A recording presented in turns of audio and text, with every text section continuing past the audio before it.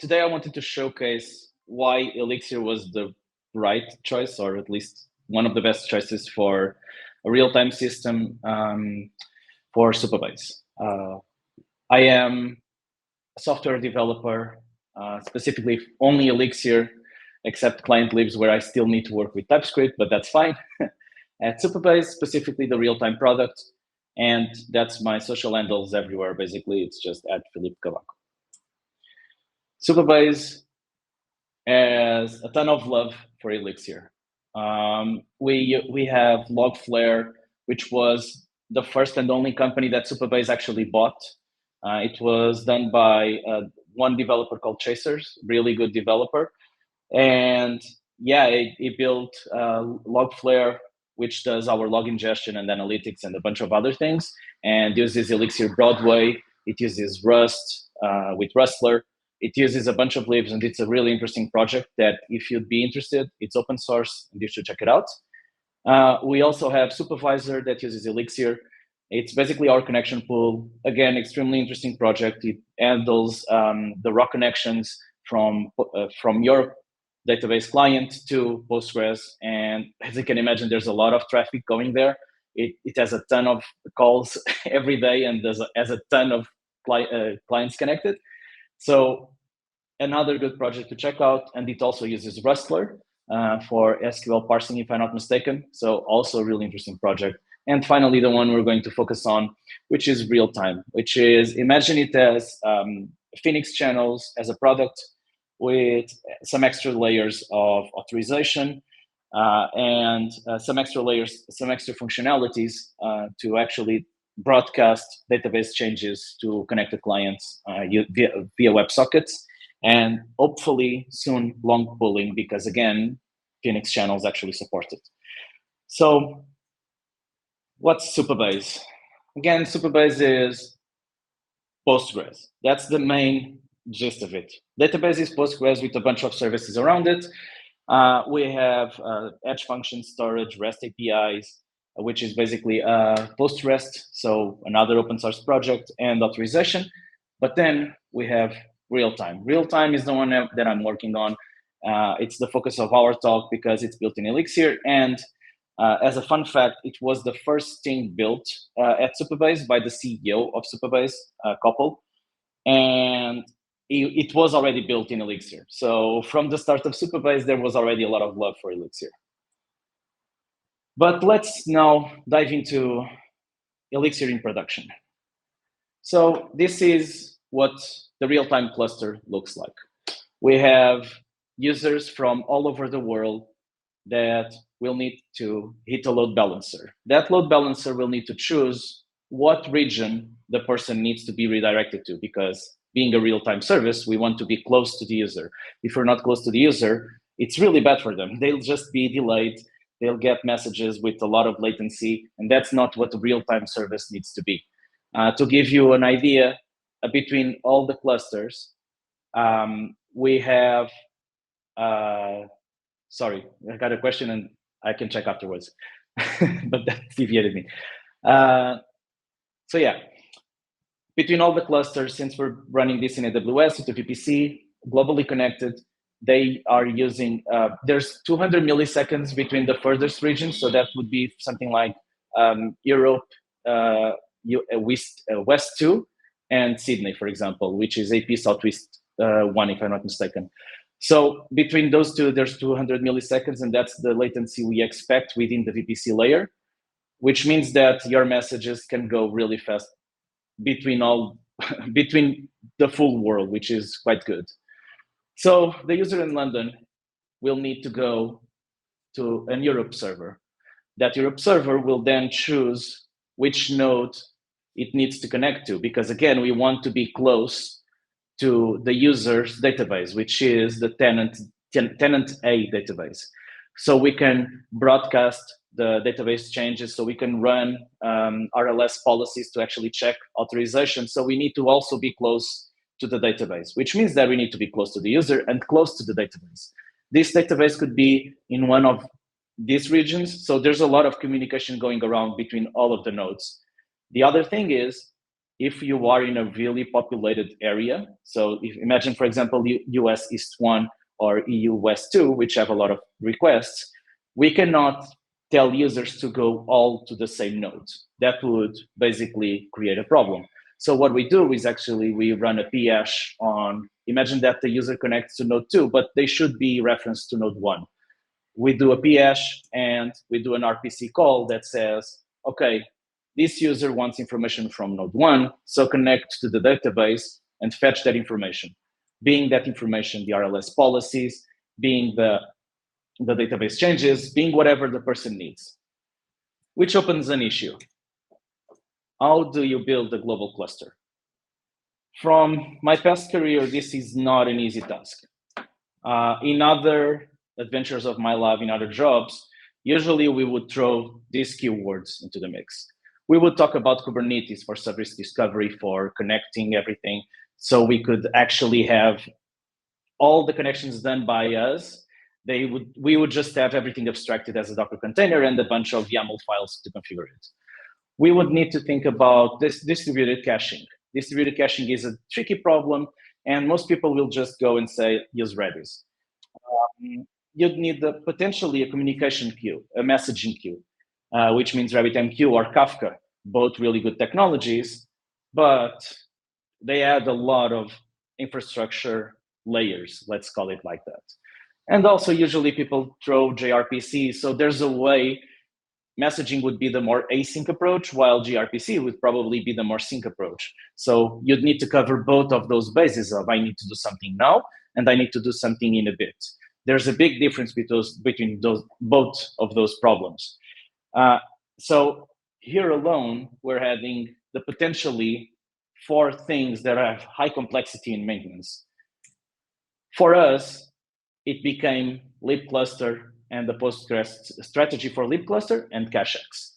Libcluster, basically, it's a library that abstracts how the Erlang cluster connects. Postgres, it supports multiple strategies. One of them, we helped open source. It's the Postgres strategy. And how does it work? Whenever one node goes online, imagine that node 2 is the one coming up. It's basically the one that is connecting at the moment. So we have all other running nodes listening on listen notify Postgres, meaning that they have an active connection against the database. Node 2 wants to join the cluster. And at that point, it will send a Postgres notify. That Postgres notify includes its own IP, which means that all other users now know that, okay, node 2 within the VPC configuration has this IP, so let's start the connections. It stays with the listen also, similar to the other nodes, and each other node starts to connect between them, meaning that at this point in time, we have RPC going around. We can tell node 1 from one region to call a node 2 from another region. We have, which means that we're technically handling the sync case of the gRPC element. We also have the async part because, again, processes have mailboxes. So technically, you could build a queue of events or even have a receiver of, I have a queue Erlang module, just receiving messages and dumping whenever it needs to. There's ways to abstract it without any extra dependencies. We just have 3 dependencies which are basically libs, which are not complex to use. We don't have extra services. We don't have any extra infrastructure. We don't have extra cost. It's basically what OTP provides. And that was one of the major things why Elixir is really good at production. It removes layers of complexity. It removes layers of infrastructure, and that by consequence reduces the size of the teams, reduces the size of support, reduces the surface area of errors. It simplifies a lot of this. And then we reach the second problem.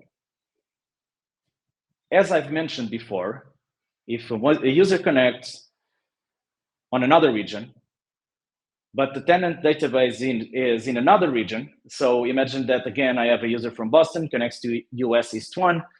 but I still want to get data from a database that is in London, meaning that the database, the connection from the US will need to jump to Europe. And that's, again, since we already have the global cluster, it's quite easy to do. We know that node 1 is the one I want to connect to, again, because we use phash. It's a deterministic way of getting the ID. So we easily can say, okay, this tenant ID needs to connect to node 1 on region X. Cool, then it does that. This brings another problem. We want a connection pool dedicated from node 1 to the tenant database, meaning that needs to be a unique identifier. We don't want to have one connection pool per node per region. That would mean that the database we're using would be completely full of connections just for real time. And again, Supabase doesn't live alone.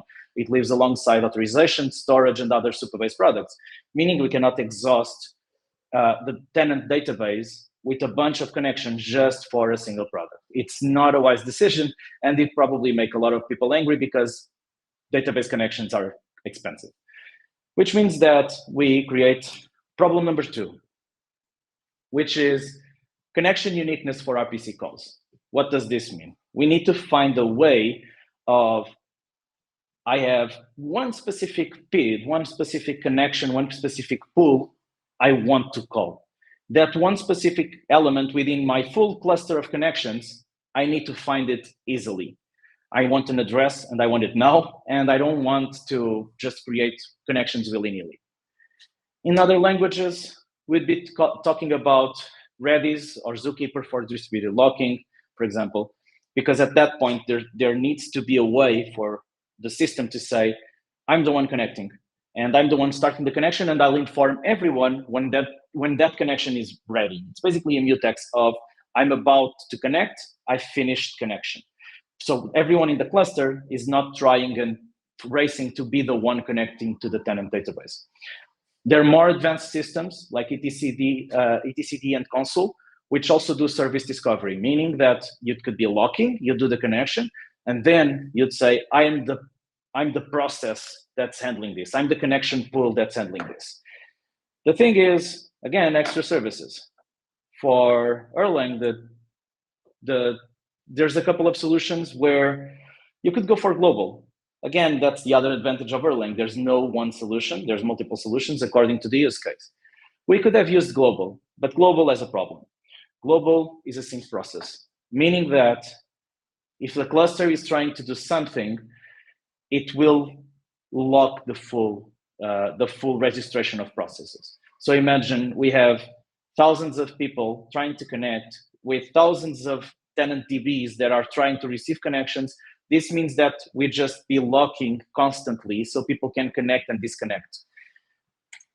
And you can hear more about it on this beautiful talk, RPC in WhatsApp, where the speaker goes into detail of why global is not the best solution for this type of problem.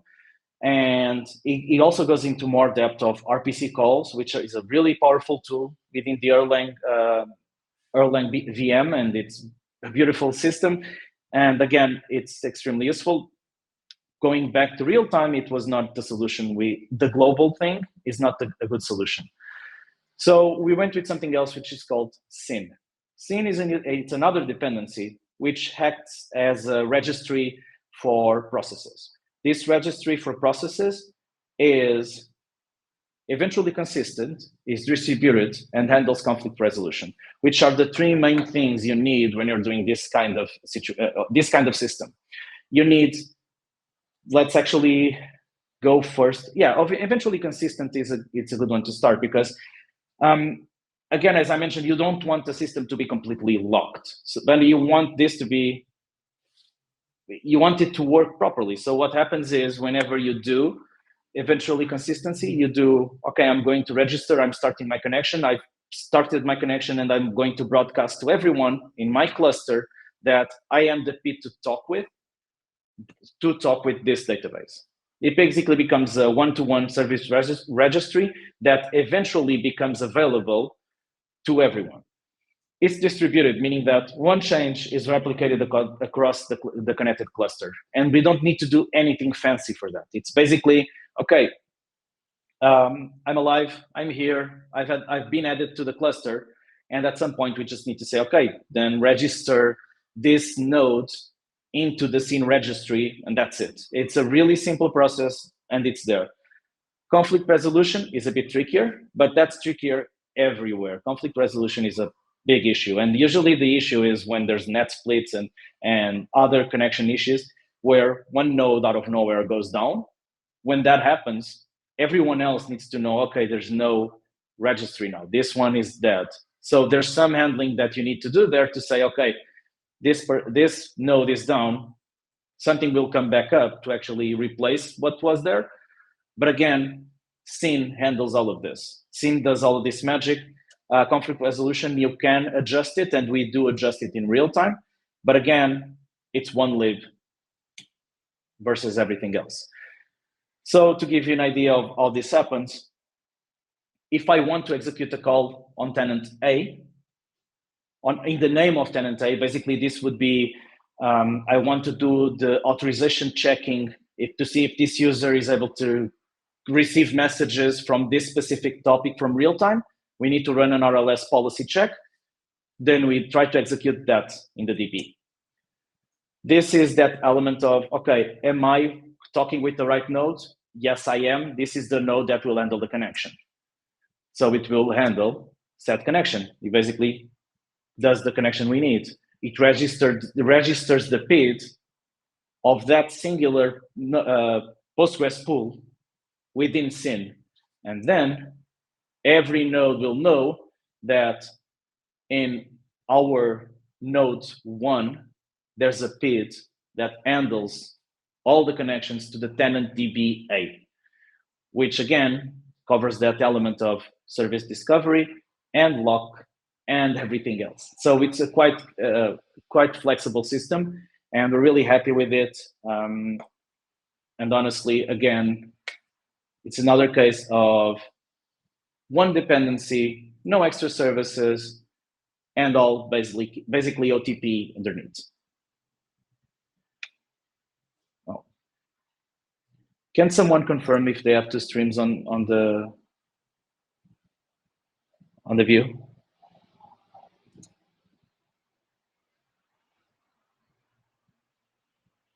Okay.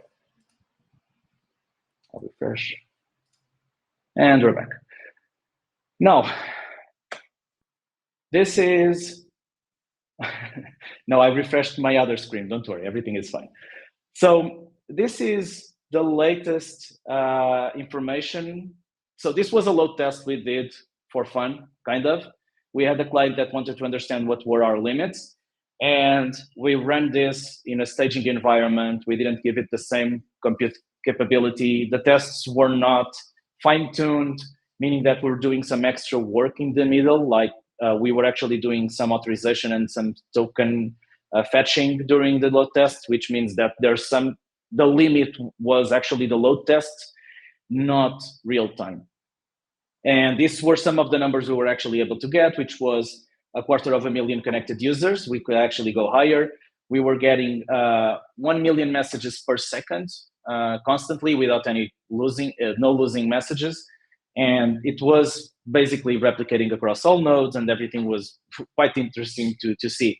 But this opens another problem, which is, this is a lot of connections. This is a lot of processes. This is a lot of WebSockets alive that we need to manage, which brings another problem, which is machine resource management. As you can imagine, when you reach this amount of information and this amount of scale and this amount of connected sockets, some things at the OS level start to break a bit. As an example, you can look at the road to 2 million WebSockets from Phoenix, a blog post that was written in 2014, if I'm not mistaken, and it's still extremely relevant and still extremely interesting. I think it deserves to be redone with the new Elixir kind of stack. not the new Elixir stack, but at least the new performance improvements from the JIT, from OTP, because it's still using old Elixir from 2014. Still, it includes a lot of interesting information, including resource management.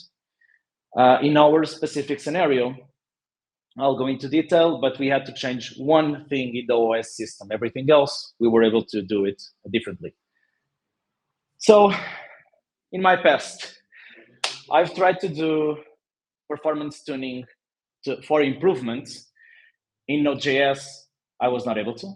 I never understood how we can actually improve Node.js. And again, that's probably my fault, not the language itself, but there's no good route for us to say, tune the CPU scheduler, tune this event thing, tune the event queue to be different. So there's no good stories on how to improve performance of Node.js other than profile your code, run your code, see what happens, and flame graph it, which for me, it's not a good experience. Rails, you need to tune web servers. So you see a lot of it you need to have Puma. Puma will need X amount of forks, that those forks need to be isolated processes. There's a bunch of finagling and just tricky things you need to handle. There's also the memory allocator. There's ways where you can basically improve the way the memory allocator works and use a different memory allocator and just use that to tune up and improve your performance. The other one, which is quite interesting for me, which is you need to warm up the server. You need to have the server running for a while, let everything kind of, okay, I'm turned on. It's not the best expression, but it is what it is. I've turned on, and now I need to wait for a bit until I'm actually ready to do something. This is the worst analogy I could find, but still. And Python also has a similar story with the added bonus of if you want to do any kind of async work, you need asyncio or whatever I did call it, where it basically gives you the tools to actually do async work. So the fact that it doesn't have a good primitive for concurrency, which is one of the ways to actually gain performance improvements, it's kind of a smelly thing for me. But not always. You want to have your service just take over all of the resources. Sometimes you need to be careful because you might have a sidecar. You might have a process that cannot use all of your memory. You might need, let's imagine, for example, you have a server. Actually, a good example of that is Membrane. Imagine that you have a server that also needs Membrane to run, and that Membrane server that does video processing and does heavy stuff, it's taken over everything. So now your Datadog agent might bork, or if you have FFmpeg in the middle of that, it might bork, and you just have a bunch of things that, okay, you need to put guardrails sometime. And meaning that for us, the solution was quite easy because it's VM tuning. Sasa Jurek, in his talk about Elixir, he mentioned at one point that the OTP, it's basically an operating system for distributed computing. It's not the exact words, but I do believe I believe those words in a way, because a lot of the things you can do are basically embedded on the OTP virtual machine.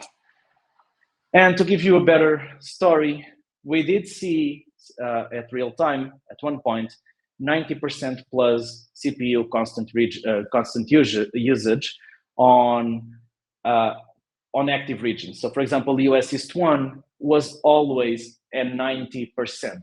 And that kind of became annoying. We didn't understood fully why. But then we actually read a bit more and we understood that, yeah, there's something we can do. Again, being 90%, it's awful. It's awful because you cannot understand the real usage of your machine. And that's when we find about BusyWait. BusyWait, it's basically a way for your schedulers to just be constantly running and not killing them. And your Beam VM will have this set to medium by default, which means that if a process dies and the scheduler is no longer being used, it will keep the scheduler active for a certain amount of milliseconds. So whenever it needs to start a new piece of work, it's already there, it's ready, and it just picks up and moves. And this is completely transparent for you. You don't need to do anything. But for us, it was becoming a problem. So we had to adjust. Well, cool, repeated slides. We had to adjust a couple of things. This is basically the configuration we needed to add to our VM arbs, which just means busy wait, none. Busy wait for IO schedulers, none. And busy wait for dirty CPU schedulers, none. So we don't want busy wait in our use case because we have such a long-running thing where the WebSocket is created, it will stay there for a couple of minutes. When it dies, let it die. It's completely fine, and then boot up and continue. There's no need for us to have busy wait, which means that we actually saw a decrease in CPU usage to 60% constant. So again, it shows that our vertical scalability, we don't need it as much, and we still have some leeway, meaning that we don't need to vertically scale it, meaning that we can save some resources from our financial side of things because AWS isn't cheap. And we didn't see any impact on performance, which is the other good thing. It's, again, a very fine-tuned machine that is working underneath, which helps a lot our life. We also have, again, coming back to the idea of you also need to restrict yourself. For example, if you don't, usually this age max is set to infinite, meaning that the heap of the process can actually be unlimited. We set it to, I think it's 100 megabytes, if I'm not mistaken, just to be sure that none of our processes just goes willy-nilly, jump up and take over the memory and leave us with a out-of-memory error. So again, it comes to restriction. We are able to control the amount of memory we can use, which is extremely useful, again, because not all the times you want to go full on, I want everything in my system. We also did increase the distribution buffer. Again, another button we can tune, where what happens here is we're doing a lot of RPC calls. Those RPC calls need to be buffered. Otherwise, again, it's like a mailbox. If you don't have that buffer properly configured, it would blow up. And so since we have a highly distributed, highly concurrent thing that just sends messages along everywhere in the world, we decided to increase the distribution buffer. Usually, I think this is set for 1,000. We just set it to 100,000 to be safe. It takes a bit more memory, but that's fine. It's a thing we are happy with. So, which means that for our scenario, we didn't add new servers. We didn't do a process fork.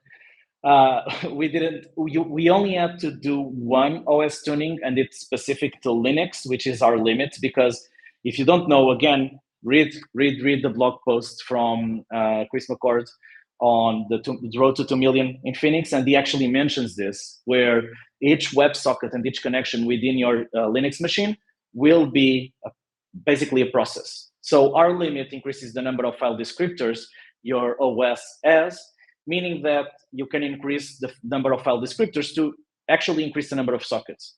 But we're already reaching a point of, yeah, this is fine-tuning to the max, and still for us was a couple of flags on the beam, one change on the OS, that's it. Which for me, it's extremely important. I don't need to think about forking and think about warm-ups and think about anything. If anything, I have to think about the warm-ups on busy wait. But again, the system didn't die. It wasn't showing the right metrics, and that's it. Meaning that it's actually quite good. You don't blow up. It's just a question of, I want to be more aware. And that is extremely good. So we kind of reached our conclusion, which is we have real-time, a globally distributed, concurrent, that does 1 million messages per second, that has 250 connected users. To give you a bit of an idea, last week, in a 1 week period, we had 9 trillion messages, something like that. One client was able to do 9 trillion messages in the span of a week. So I don't know how many messages that is per second. And it was only one client. We have more clients. And we're doing all of this with only one supporting service, which is Postgres, because we need to store tenant data, we need to store stuff about any user. And you could actually do this without Postgres. At least, for example, libcluster supports other strategies like ECS. It actually knows how to use AWS for distribution. So technically, we wouldn't even need Postgres in theory.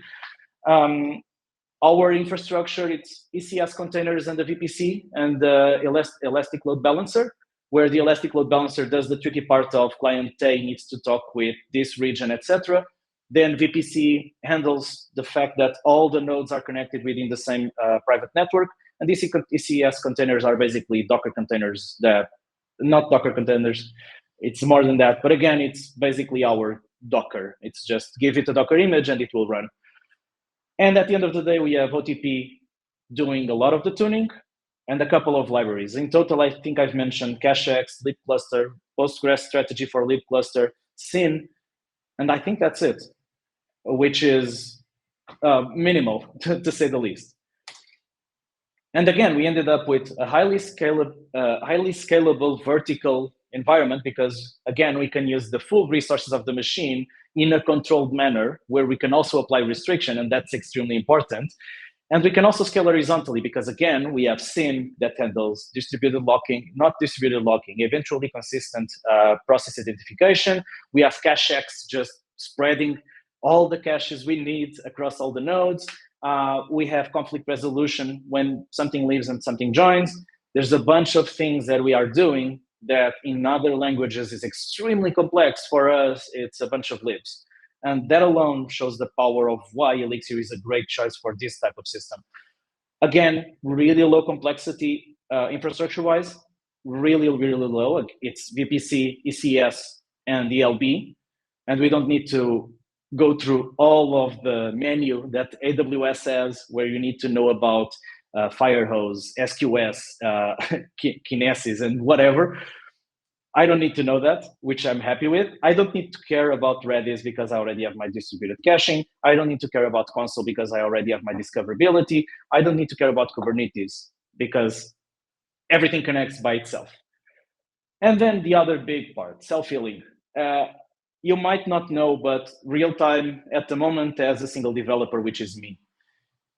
And I do believe that this is only possible to have a single developer for a product like this because of all of what I've said, plus the fact that it's self-healing.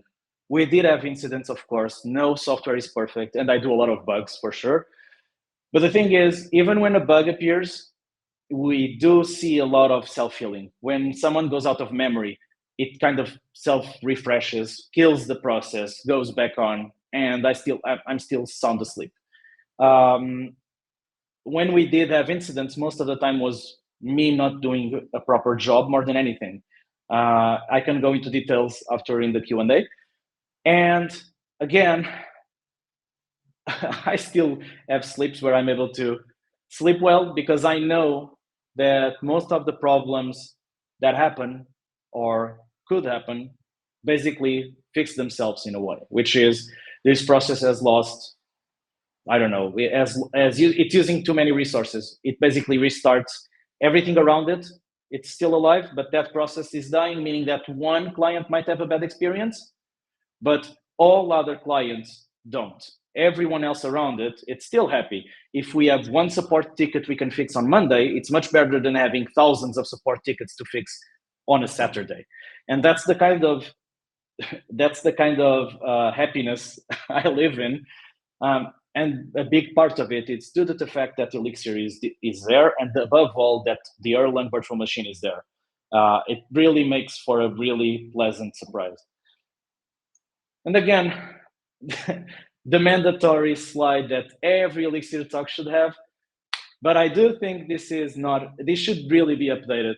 Zaza Yurik should really look into updating this slide. I don't know how, because it will be, the table looks really well. It would just become a user table because, again, Erlang does this. Erlang takes care of your HTTP server, of request processing, yada, yada, yada, but also takes care of service discoverability. It takes care of distribution. It takes care of RPC. It takes care of queuing. It takes care of so many things that you can kill off.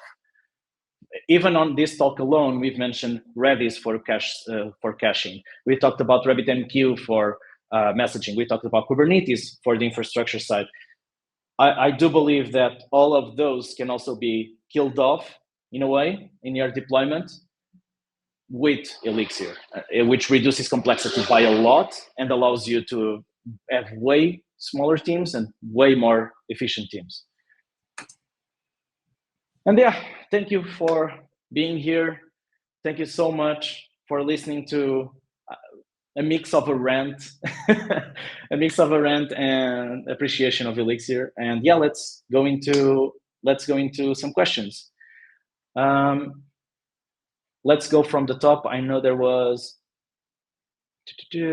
why not use virtualcast? If I'm not mistaken, that was the question. Honestly, I don't know. It's something I need to look into, and I am not fully aware of how virtualcast would help. So please, if you are able to, do ping me and send me some information about it, because it might be a way for us to improve. Peter mentioned Erlang in Anger. It's a great book. It's free, so go get it. It's insanely good. It's from Fred Ka, I think, and he worked at Heroku. Heroku used Erlang for I think it was the router, and they learned a lot of things. And Erlang in Anger, it's stupendously good, really good book. Let me check again for more questions. So, how do we manage observability? Another bonus. So the fact that Erlang has a really good logger helps. The fact that the logger is decoupled from everything means that it can actually take a lot more load than usually other loggers would be able to. It basically throws that into a side process that then handles load shed and everything it needs to on the side. So yes, we basically use logger as one of the main things, but we also use telemetry, which is, again, something that Erlang gives you. And telemetry events are extremely performant, and we don't do traces yet per individual process, but we will do. And we want to move to OpenTelemetry, basically. And now, since OpenTelemetry, again, shout out to the Erlang Ecosystem Foundation. If you go into the observability channel, there has been a lot of discussions to bring more layers of the OpenTelemetry spec, mainly metrics and logging. So soon, because that team is excellent and they do a ton of work and it's really fast, I believe soon we'll have a library that does all of the OpenTelemetry spec, meaning that we can do most of it with only OpenTelemetry. And I'm eager to just use it soon. And then we'll be able to trace per process. Probably we won't do per process, but it will be per channel, where we start to trace on the channel connection. And since each socket by itself, it's a process, we are able to basically go down the tree quite easily. It's really good. So we don't trace individual processes yet. We just log everything at the moment. It's not the most informative way, but we'll get there. And again, shout out to the Erlang Foundation ecosystem and the observability group in specific.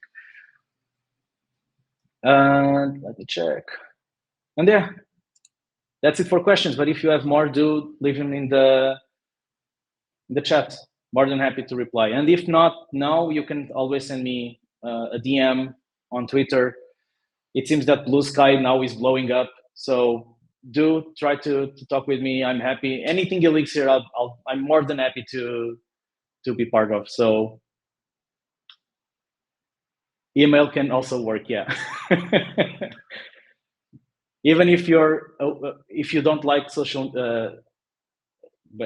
networks, I'm up for a quick email and discuss ideas.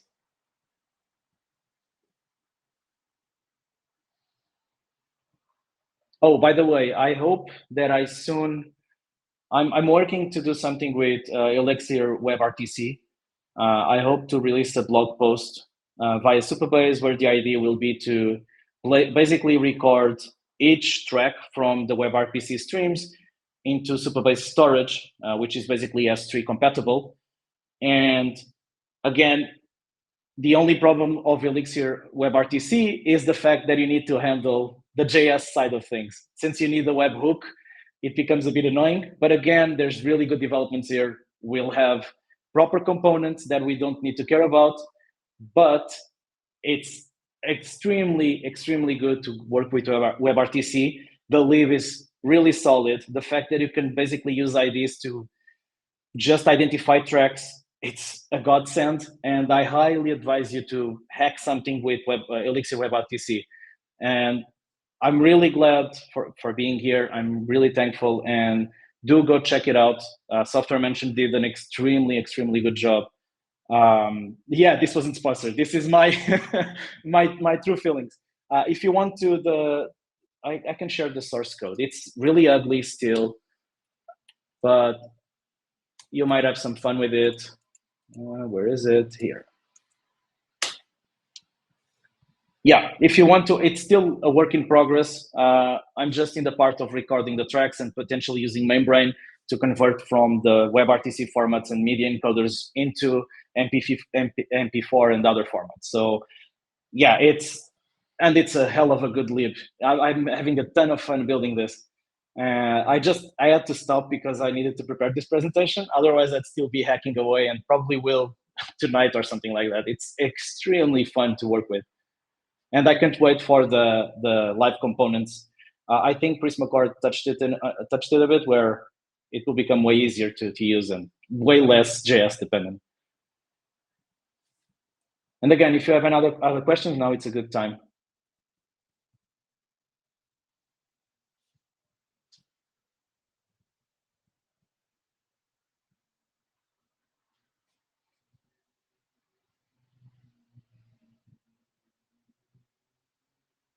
And thank you again. Thank you for being here. I'm more thankful than you are. This is really gratifying to be part of it.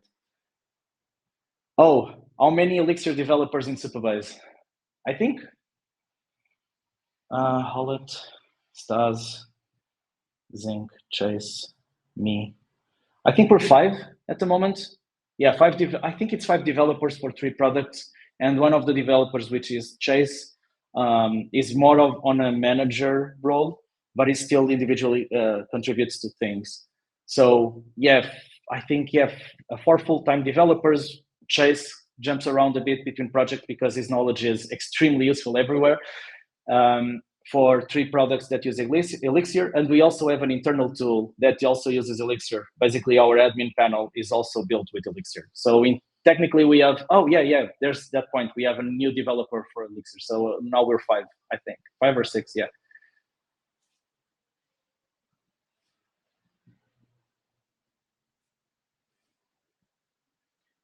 So how did you approach research into all the Erlang flags you showed and this extreme optimization and finding bottlenecks?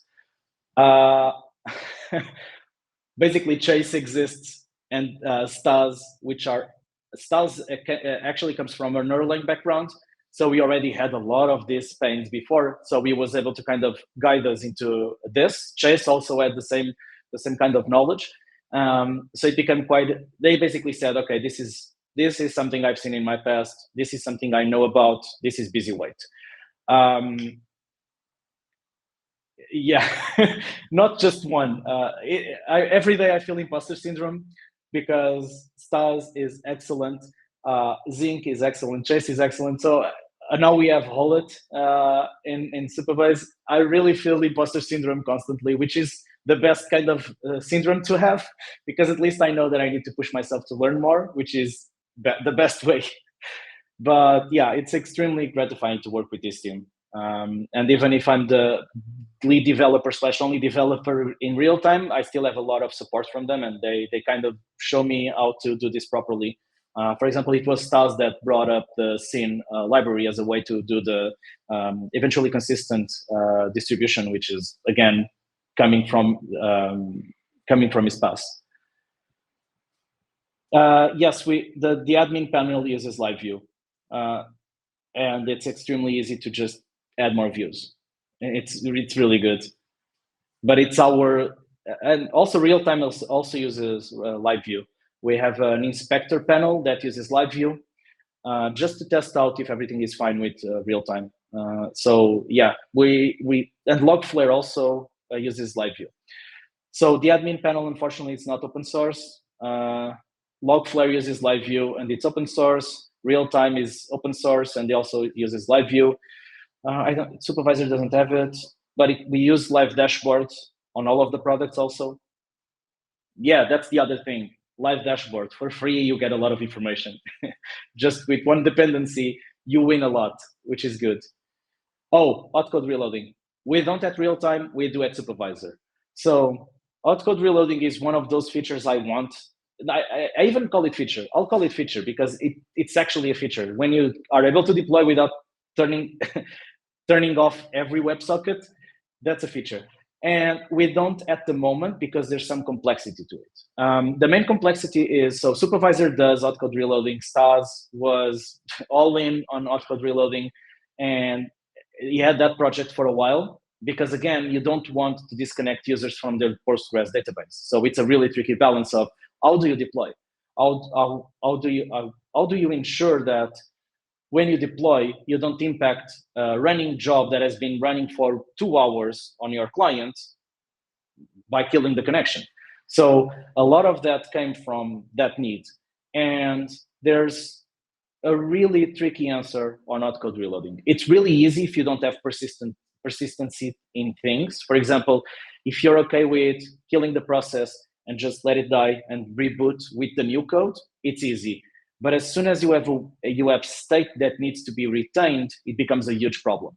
And there's ways to do it. Stas was able to do it, where basically he kind of holds the state and does a transformation of the state if needed from one version of the process to the new version of the process. That's the tricky part. It's state management within the processes that need to be updated.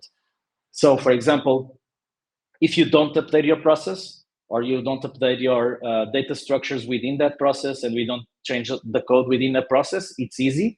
But as soon as you need to change the code of the process and the state and everything around it, you kind of need almost an A/B testing of I'm going from A to B. So I need a proper translation layer of what will the state be like and what was the state before, so I can basically transplant it to the new process code. So yes, Supervisor uses hot code reloading. I want to do the same to Realtime, but our priority is not that. Our priority is actually also a really interesting thing, which is we're basically listening to the WAL file, and we're going to broadcast Postgres changes via triggers. And basically, whenever someone inserts something into the database, we want to broadcast it to the world.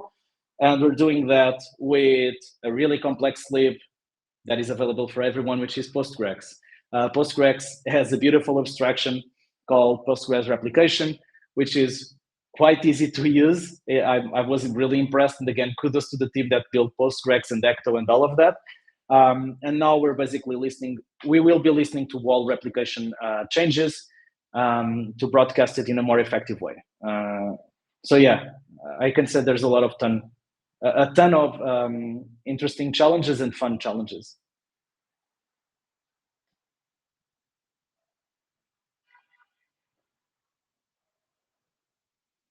Any more questions? I have time. Tomorrow is Saturday, so we can stay here. We can stay here for a long time.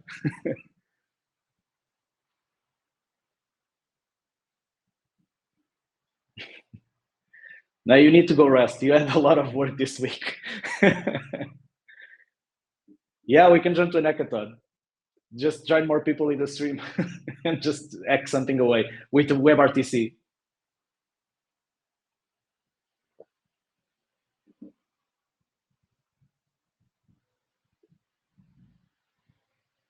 Actually, now that I've noticed, I also like to shout out Dashbit. Supabase actually has Dashbit consultancy, and every PR they review, it's a lesson learned on how to do stuff. It's beautiful. So big kudos to them also. How do you handle deploys now? At the moment, we're doing still basically a rolling deploy where a node is skilled is replaced, a node is skilled is replaced, a node is skilled is replaced, and we're doing that one by one, basically. So that's why we really don't like it in a way, because if we had hot code reloading, we wouldn't need to kill the connections. And that's basically why hot code reloading makes sense for real time, and probably will be something we want to focus on next year. And yeah, that's one of the main reasons why we're looking into it. What are some interesting uses of real time by Supabase customers? So we had, I think we still have. We had a client that was doing tabletop gaming, basically D&D maps using real time, and I think the idea was to basically do a way to update the map. So concurrently, everyone was building the map for the Dungeons and Dragons. That was a really interesting use case. Again, we do see a lot of chat systems. Now with authorization, it's way simpler to actually do that. What else? We do have multiplayer stuff. We have a user that now was doing doc editing with YJS. They built kind of a layer to interact between real time and YJS. So there's conflict resolution on the JavaScript side. There's a lot of use cases that people are finding, and I still think we're at the tip of the iceberg of what we can do. Real-time systems are still, people are still trying to understand how to work with them and what to do with them. And I do see the community doing more and more and being more creative as they move forward. Now, if there are 5 people and 3 products, how do you actually do any CR? What's a CR? Oh, code reviews. I bothered them. we basically just do.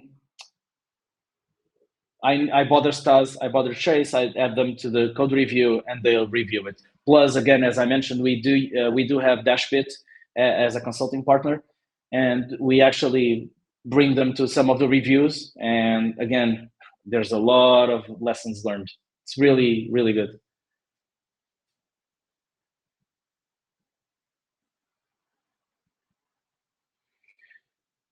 Can I share some best practices for optimization performance? It's a tricky one. Again, we did find some ways to improve performance, but most of the time, the biggest bottlenecks are more on the architectural side. For example, the distributed locking problem, the usage of scene instead of global. That's one way to do it. It's think of a macro approach. If you had to do this in an architectural way, what are the concerns you have? For example, we did use SYN, but we use SYN because we are globally distributed. So that means global locking becomes a bottleneck. And this would be true for any language, for any ecosystem, for anything, meaning that we need to find ways of coping with that. And the way we found was SYN. For example, distributed caching. We know that we are a globally distributed system. How do you do distributed caching? And we looked into the ecosystem and saw that, yeah, basically it's just cache-X. There's already it's a solved problem. But in terms of performance itself, we never saw big performance issues. There's some performance issues, of course. For example, let's imagine that you have a process that is being completely flooded with messages. And you are able to see this via mailbox size, via reductions, for example. There's a bunch of metrics you can use. I'd advise to use to look at, let me find the lib, observer CLI. It's basically observer, but you can run it in production. You can run it from SSH, for example, this lib. Did it right? Yeah. So this lib, it's quite useful because it gives you the basically a T-top kind of environment where you can check and say, okay, give me the process with more reductions, give me the process with the biggest mailbox, give me process, etc., etc. It's basically observer in your server. And this will allow you to understand, okay, if I'm having too many reductions on a process, then there's probably a CPU intensive work here. Do I need to break this process up? Do I need to parallelize it in some way? What do I need to do? If the mailbox is too big or too full, it means that potentially that process needs to be partitioned. It might need to be, okay, we need to break it apart and instead make something like dynamic supervisor where you start with a certain key and that will be doing stuff. You might need to look into gen stage because then you have back pressure and you have a lot of other things. Other tools, again, OpenTelemetry, really strong to do this. Logger already gives you a lot of also, and telemetry. Telemetry, it's insanely useful to have in your project because, and this is true for a lot of the libs, most of the libs already have telemetry adapters. For example, Phoenix has them, Ecto, Postgres, Tesla, Rec, a bunch of libs already support telemetry out of the box, and out of that you can get a lot of information. And all of that information you can actually, if I'm not mistaken, you can basically connect it to Promex, for example, the Prometheus client, and it will feed your metrics to Prometheus. Then you can check in Grafana, for example. So yeah, I'd say that at least low-level must-haves in your life, if you're working with Elixir, have a good logger and a good logger backend, have a good telemetry setup, pushing to Prometheus probably, or pushing somewhere else, and OpenTelemetry if you really want to go nitty-gritty on what the hell is happening within your system, are the ones that I fully advise. That's why I want to add the only thing we're lacking is OpenTelemetry, and I really want to add them as soon as possible.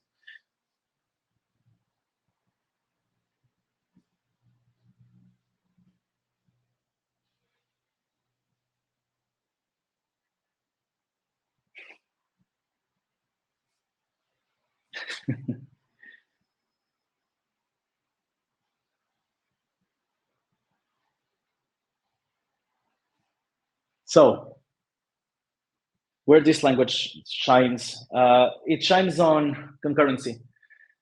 It's a really strong language to just let it be there. The concurrency of Elixir is really easy. The primitives are really strong. It uses the actor pattern. It scales to be able to use all of your system.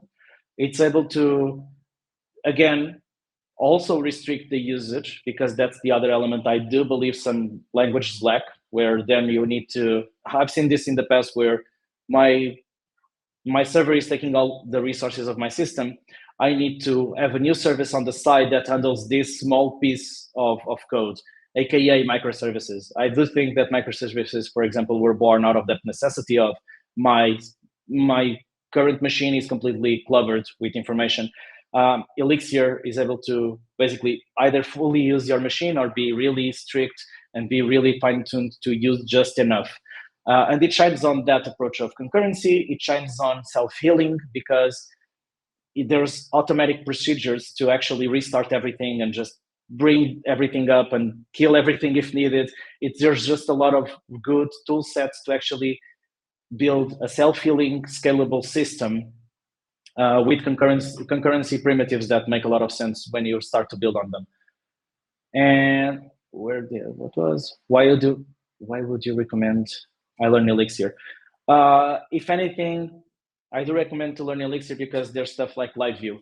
LiveView, it's extremely useful to build front ends, and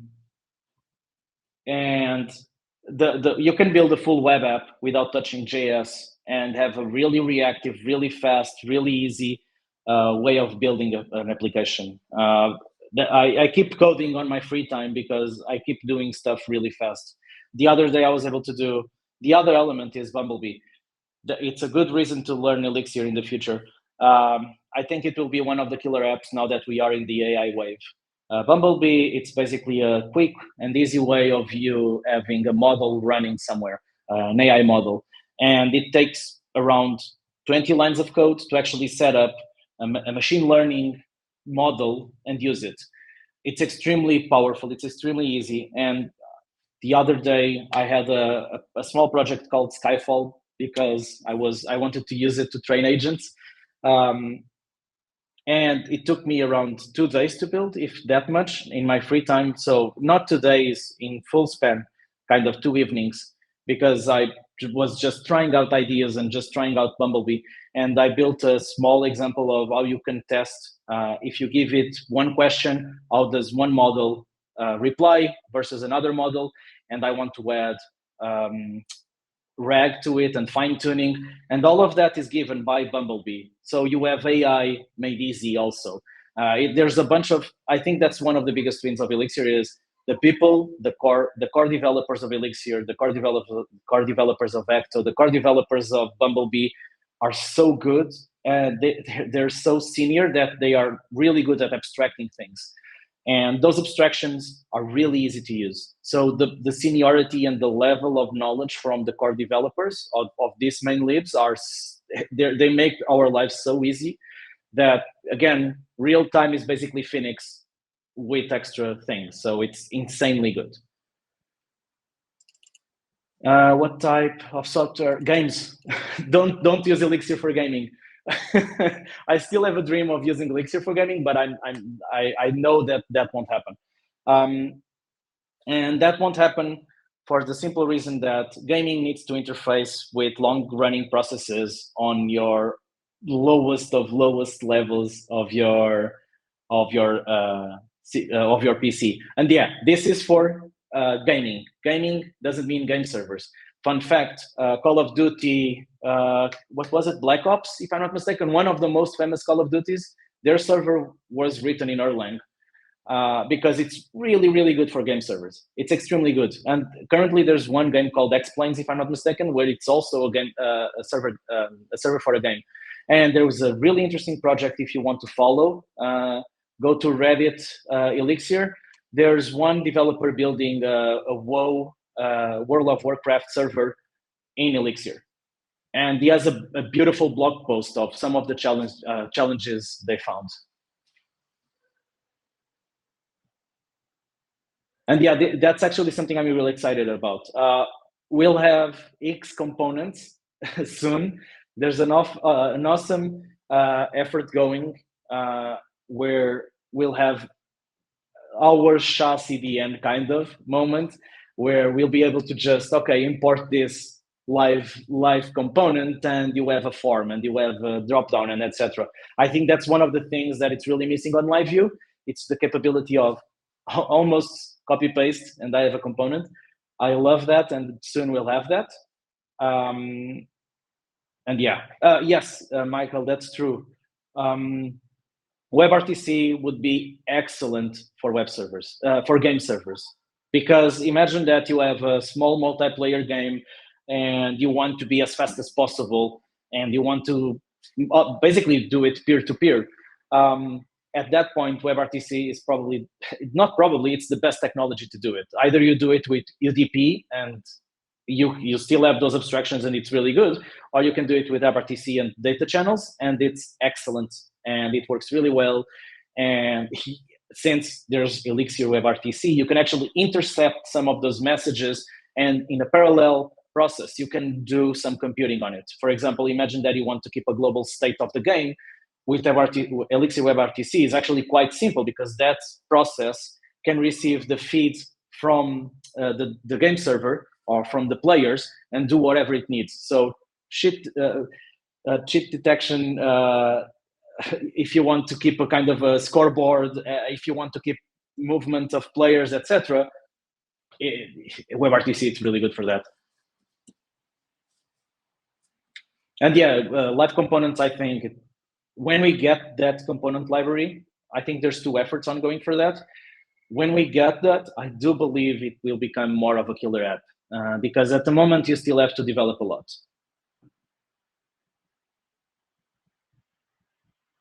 Yeah, I'll try to find the link. It was an awesome project. Whoa, Elixir server.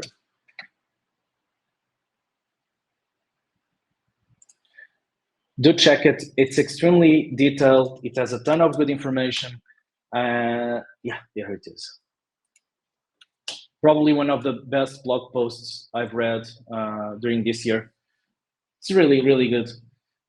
And I think the developer was actually looking for some people to help him out just for fun. So go check it out. Go check it out because you might find a really interesting side project where you'll be able to learn a lot of Elixir networking layers, while also having the gratification of testing is playing a game, which is good, and a good game to be fair.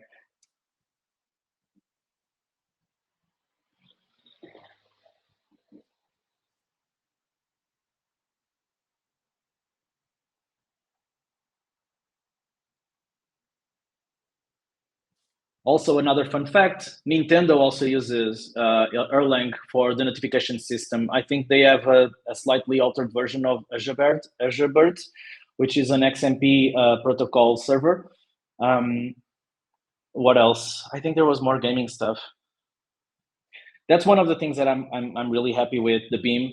People say that no one uses Elixir in production, yada yada, the usual hate speech, but the reality is, if you look into the dates of release, the Erlang VM is actually older than JVM and Python and a bunch of other languages. And at the end of the day, we're building for the Beam VM. So we're actually building for one of the longest running languages that exists. And it's running on production and ran, for example, Cisco, 98%, I think, of the traffic, the worldwide traffic actually went through Cisco routers that had Erlang inside of them. They had cell towers with Erlang due to the self-healing capabilities. So we're basically bringing that self-healing, self-maintaining world into the web, which is something that a lot of languages have struggled with. And it was already there. It's basically what Valim said. I'm trying to find, he was trying to find a way to do concurrency in Rails, and then he found about Erlang, and he just needed to build something with it.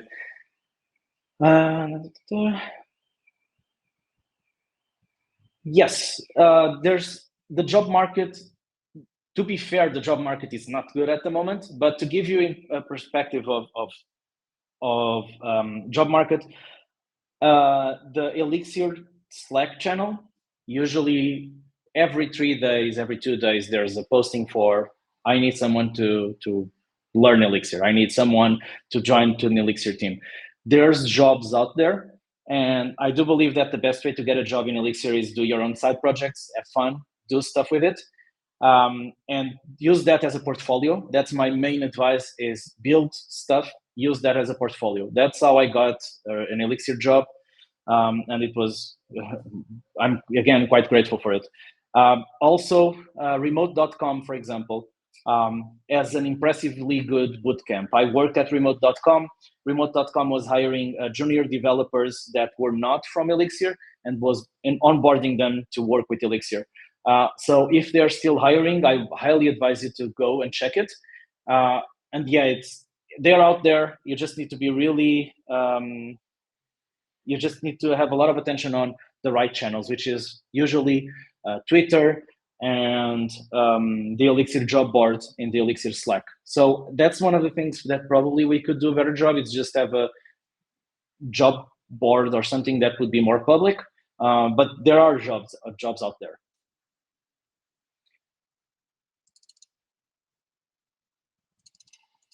From the hiring side, it's actually quite impressive. So there's a lot of people that want to work with Elixir. Last time we actually had a job opening for Supabase, we received 100 CVs in one day, something like that, 1 or 2 days. We actually had to kind of stop receiving CVs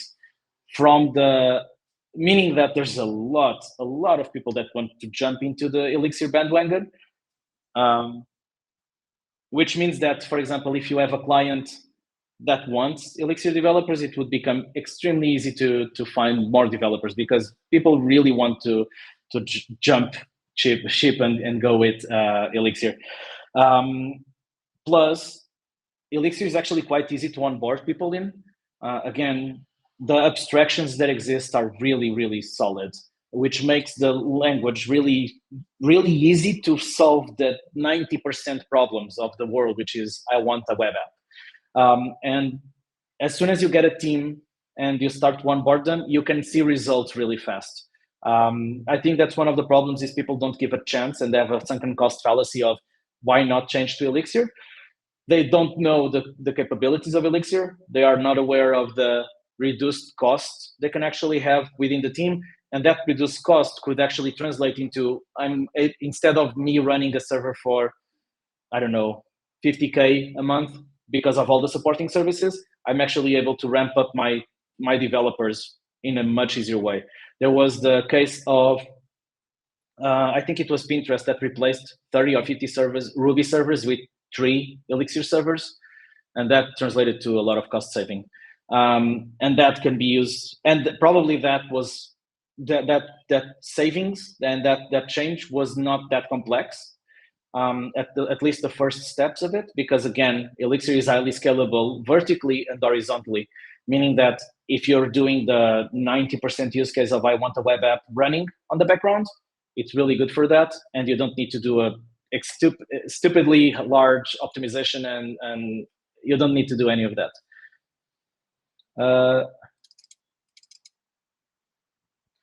It is easy to find higher quality talented. Yeah, I do believe there is. And again, since it's an easy language to onboard, if you find someone with the mindset of I want to learn, I'm trying out Elixir, you'll be able to hire them, and in 1 or 2 weeks they'll be ready to deliver something in production, because again, the core experience is really good. The libs are really good. And the other thing is it's a really unified community, in the sense of if you need anything or you have any questions, you can ask, and for sure someone will reply to you from the other side of the world if need be. Plus, the documentation, it's the best documentation I found in any language, and I've worked with TypeScript, Golang, Python, Ruby, with Scala, with Java, with Clojure, and none of them are close to the quality of Elixir. It's just the best documentation I found anywhere in the world, and that alone will help you onboard the team and just make them really go fast, and again, just go fast and deliver fast. And again, with the new live components libs, that will even become more true, because then people can just, okay, I just want to add a Dropbox and done. And day 0, they might deliver value because they'll now have more front-end things to support them. So I do believe it's easy to find really good developers, and not even senior developers, even mid-level and junior level. You can find them really easily and hireable quite easy. I do think they're really good. Yeah, that's the other thing. The team overhead of not having to use multiple other technologies in their stack is a great point as well. Yeah, I've been in companies where there were infinite discussions and ADRs and RFCs and whatever for what's our golden path, what's the infrastructure we want, what are we able to do. And those discussions ended up with, we need more money because we need supporting services, because we want Redis, we want console, we want whatever. We need more resources from the infrastructure team, for example, because they'll need to set up everything and monitor it and etc. And all of this again translates to cost. Plus, you need in your team someone that knows how to work with Redis, someone that knows how to work with Postgres, someone that knows how to work with Memcached, with a bunch of other supporting services. In our use case, for example, we just need one developer that knows how to work with Postgres. And I'm not a Postgres specialist. If there's way more smarter people than me with Postgres and Elixir here, and I'm still able to support everything. So it's that alone is insanely useful. For example, I don't need to deal with so many supporting services that clears so much of my head that I'm able to focus on something else. So that for me is one of the biggest wins. It's the cost, the cognitive cost, and the price cost we can reduce by having really good abstractions and a really strong VM supporting us. So it's a really good thing. Yeah, that's true also. I found the Elixir ecosystem with live view is very powerful in a way that might be problematic for the market. A small team is extremely capable. So the available positions tend to be significantly smaller. That's also true. I know of a company that has 2 or 3 developers. They're a recycling company in Sweden. I talked with one of their developers 2 years ago, if I'm not mistaken, and they were able to do a lot of volume, a lot of business with, again, 2 developers at the time. I think they hired the 3rd one recently, and it was more of a, yeah, we just want to increase. I do see that also, where reduced teams are really easy to have with Elixir. Still, the job market is big, and the amount of problems that needs to be solved is also big. So I do believe there's room, even if you have more efficient teams, it doesn't mean that the job will end. By the contrary, I do believe that, for example, Elixir will be able to replace a lot of stacks and a lot of microservices and a lot of things. And Remote is actually a good example. Remote, if I'm not mistaken, hires 50 or 60 developers. So they already have a big team. They work under a monolith. Again, I've worked there in the past, so disclosure. It works under a monolith, and everyone is working on a common goal, because the business side of Remote and the operational side is quite complex. So they still need a really good amount of developers to fix a lot of those problems, plus scalability, plus a lot of things. So again, it does tend to make teams smaller, but I don't see that as a negative, because it also means less handshakes to get agreements. It means leaner and faster development. It does impact the job search, but again, there are more people that are willing to go into Elixir, meaning more companies are willing to go to Elixir, which means more jobs anyway. And again, I do think that the AI craze will be extremely useful. Yeah, that's the thing. Smaller teams does mean faster actual output. I fully agree with that. It's more on the side of, whenever I need to reach a conclusion of how to approach XY problem, I just need 2 handshakes, which is basically me talking with Stas and talking with Chase. And they're not part of the team itself, in the sense of they don't do the development. It's more of a sanity check on my side that, yeah, this is the right approach to solve this problem. So it means that our conversations of how do I fix this, it's basically a Slack message, a reply in the thread, or 2 or 3, if need be, a sync call. But most of the times we can solve it async, and we do it in a couple of minutes, instead of having a meeting, having a discussion, opening an ADR, opening an RFC, etc., etc.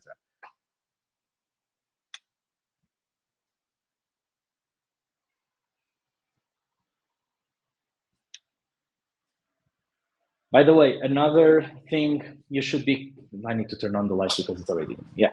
Another thing that I would really ask you to look into is language interoperability.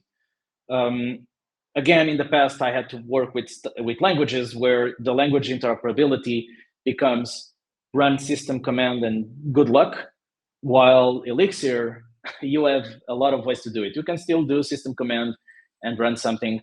You can actually do ports, where you keep the process alive and basically have a communication between the std out of that process and Elixir. And that's kind of I don't want to call it the lazy way, but it's the simplest way, because then you have another layer of interoperability, which is NIPS, which is basically what Rustler does, where you are able to run really quick processes, small processes that are not long living. You can do it really fast. You have Rustler for Rust, you have Ziegler for Zig. And then there's another layer of it, which is, okay, if you're not able to do this in this performant way with low-level languages that basically compile to C, you can also do an emulation of being in an Erlang cluster. I did this in the past, where basically you have a Java machine disguising as an Erlang node, and you are able to communicate between Erlang and Java like it was an Erlang node, meaning that, for example, for really specific use cases, some lib that it's not existent at the moment, some process that it's better on the JVM, you can actually have a JVM machine in your cluster being connected to everything else like it was an Erlang machine, and you can call it and run certain jobs. So that's the other thing that I'm really happy to have in the Erlang world. It's interoperability between languages. And there's other projects like you can run Ruby, you can run Python, you can run Lua, where for me, at least personally, Lua, Python, Zig, and Rust are probably the most interesting projects at the moment. Again, Python because of AI, Lua for smaller scripts that you can, for example, let users define and run or send to you and run in your machine, and Ziegler and Rust for really high performance stuff. There's really good blog post by Discord mentioning how they were able to scale up using Rustler, basically. So yeah, do check that out. It's also a really good area of research for if you want to dive into the Elixir world. It's quite good, and it might open your eyes to some ideas. Yeah, Python is fun. I won't say much because I'm really biased about it. I had a really bad experience with Python, and I still have bad experiences with Python from time to time. So yeah, it's not my favorite language, far from it. But it does have a good ecosystem. I do think that, for example, Pandas is yet to be replaced in a way. They have really good AI stuff, again, because that's the world it enabled to build. So there's a lot of merit to Python. I just don't want to use it, so I try to avoid it. That's why I'm doing my AI stuff with Elixir, mainly Bumblebee at the moment.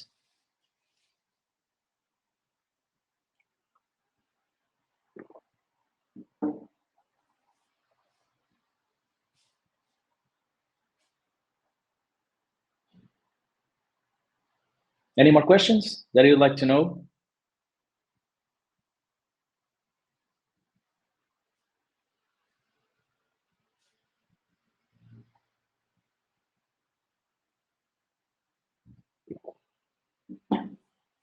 No worries. Thank you all for being here and listening to, again, a long rant and the marketing effort, I guess, to Elixir.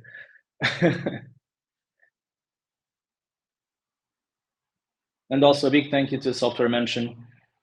So they sent me a beer. I'm going to enjoy that beer now that everything went well, and I'm going to relax a bit. And a big thank you for the invite. A big thank you. It was a big pleasure to be here. And thank you everyone for being here. I can pronounce it. I don't know the name, but I'm going to sit down, just have it. It's a cold beer that I'll be really happy to drink now. Again, thank you everyone. Big thank you. And again, if you have any questions, anything, just reach out. I'll be available.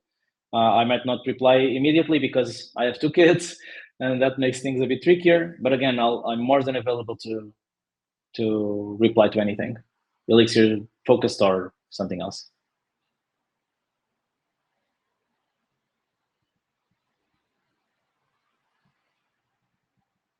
Again, thank you for the invite, and go rest. You need to rest. Bye bye, everyone. Have a great evening and a great weekend.